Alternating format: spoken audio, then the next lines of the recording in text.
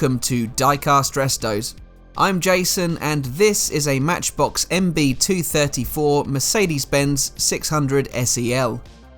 These castings had a short production run lasting from 1992 to 1993 as a regular production model. It did however return on several occasions for the limited Select class, World class and Ultra collections up until 1999. This example has a bit of playwear evidence with a few dings and scrapes, but most notably it has been drawn over in marker pen.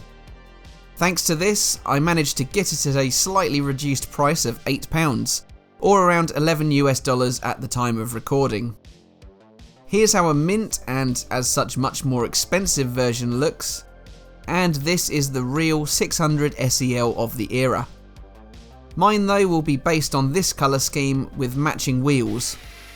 I will show off the resin wheels shortly, but first I need to dismantle the casting.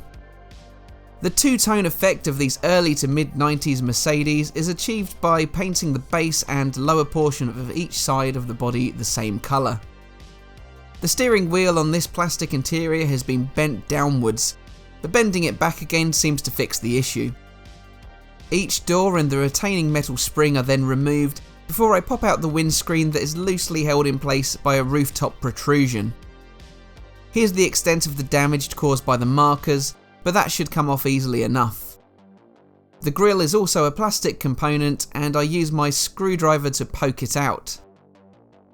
Like the windscreen, I'll remove the existing paint from this plastic piece using Dettol antiseptic liquid and rechrome it later on.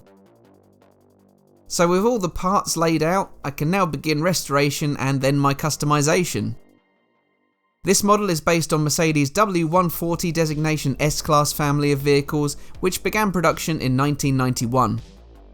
The W140 was Mercedes' flagship car of the era, and the 6-litre V12 600 SEL sat top of the pile. Originally, there were two wheelbase lengths named SE and SEL.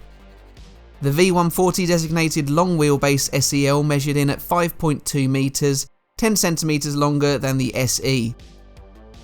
The V12 engine of the 600 was a late inclusion to the W140 platform. When BMW launched the V12 powered 7 Series in 1986, Mercedes were taken by surprise and decided to delay the W140 by 18 months in order to fit their massive V12 in the new car.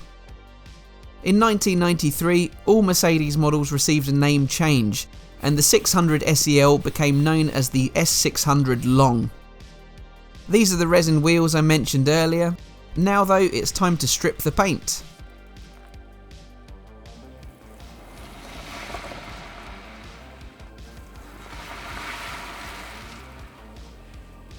The flagship Benz historically introduced new safety features to the market.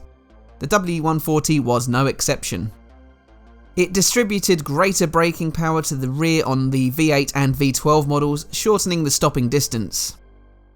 Then in 1996, the brake assist system was introduced, which engaged maximum braking power during emergency manoeuvres.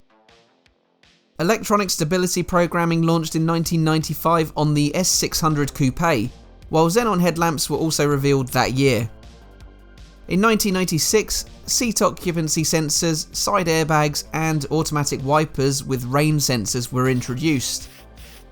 Other features on the W140 included double glazed windows, parking assist and parking sensors from 1995, electrically operated folding and heated door mirrors, heated memory orthopedic seats, up to 4-zone climate control, soft closing doors, and from 1996 voice activated controls. The S-Class Benz was always designed to be the height of luxury combined with the best of current technology.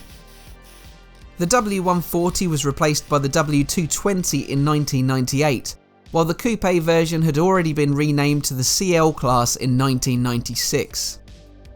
Now I've laid on my black paint for the body ready for my two-tone paint job. Afterwards, I realised that I probably hadn't done this quite right, as I'd always spray the darker colours over the light. So as I prepared the body with some 3M vinyl tape and masking tape, I wondered whether the lighter grey over the black would work, or if it would match the colour of the base. It went on fine after sealing with a blast of clear earlier, of course. But now it was the moment of truth as I eagerly tear off layer upon layer of protection. So far, it seems there's been no seepage, which is nice. I can already see that the grey has dried superbly though. The IJN grey has a bit of a matte finish, which is great as Mercedes of this era often had their plastic bumpers satin coated rather than gloss. The same goes for my R129 SL, though that's in a light blue. Okay, so here goes. Excellent. That line is crisp. There's a little bit of adhesive residue over the black, but that'll clean off easily. Then I unravel the other side, and the results are the same. I then seal the deal with some clear over the top. My base is coated as well, so each has an even number of layers. So now I can begin detailing, first with the rectangular headlamps. This wraps around to the sides for the repeaters. I use the chrome as a base for the colour application a little later on. I've done the door mirrors and a dab on the rear for the Mercedes emblem, and now the rear clusters and the chrome strip that runs along the base of the boot or trunk lid. I've decided that I'll pop some chrome on the detailed exhaust system on the base. Since Matchbox went to the effort of designing and casting it, I thought, why not? It'll be just about noticeable when it's sat on all four wheels from the tailpipe. I use my white Uniposca paint pen to highlight each plate that reads 600 SEL. Next I use my orange and red Sharpies to colour in the light clusters, closely following photographs of the real car so I get it right. The European car at least anyway. Now I write over the raised lettering on the registration plates using my teeny tiny micron pen. I think this rear plate comes out looking better than the front, to be honest. And then on with the Citadel gloss. I only coat the panel gaps in the grey areas as it won't show up on the black. It looks really effective on the light clusters though, so much more depth. Again, I treat the base to some Citadel too.